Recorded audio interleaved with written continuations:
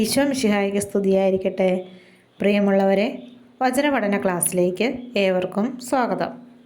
കഴിഞ്ഞ 2 ദിവസങ്ങളിൽ പഠിച്ച 2 വചനങ്ങൾ നമുക്കൊന്ന് റിപ്പീറ്റ് ചെയ്ത് നോക്കാം. പുറപ്പാട് 33:14 കർത്താവ് പറഞ്ഞു, ഞാൻ തന്നെ നിന്നോടുകൂടെ വരികയും നിനക്ക് ആശ്വാസം നൽകുകയും ചെയ്യും.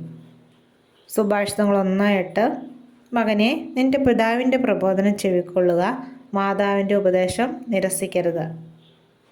ഇനി ഇന്നത്തെ വചനം പഠിക്കാം.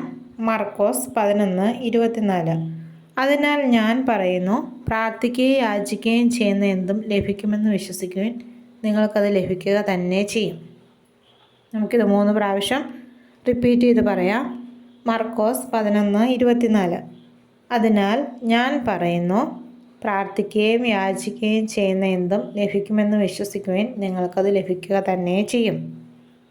മർക്കോസ് 11:24 അതിനാൽ ഞാൻ പറയുന്നു, പ്രാർത്ഥിക്കുകയും യാചിക്കുകയും ചെയ്യുന്ന എന്തും ലഭിക്കുമെന്ന് വിശ്വസിക്കുവിൻ, നിങ്ങൾക്കത് ലഭിക്കുക തന്നെ ചെയ്യും. മർക്കോസ് 11:24 അതിനാൽ ഞാൻ പറയുന്നു, പ്രാർത്ഥിക്കുകയും യാചിക്കുകയും ചെയ്യുന്ന എന്തും ലഭിക്കുമെന്ന് വിശ്വസിക്കുവിൻ, നിങ്ങൾക്കത് ലഭിക്കുക തന്നെ ചെയ്യും. ഇതെല്ലാവരും ബുക്കിലേക്ക് എഴുതുക. നാളെ മറ്റൊരു വചനവുമായിട്ട് കാണാം. ദൈവം എല്ലാവരെയും അനുഗ്രഹിക്കട്ടെ.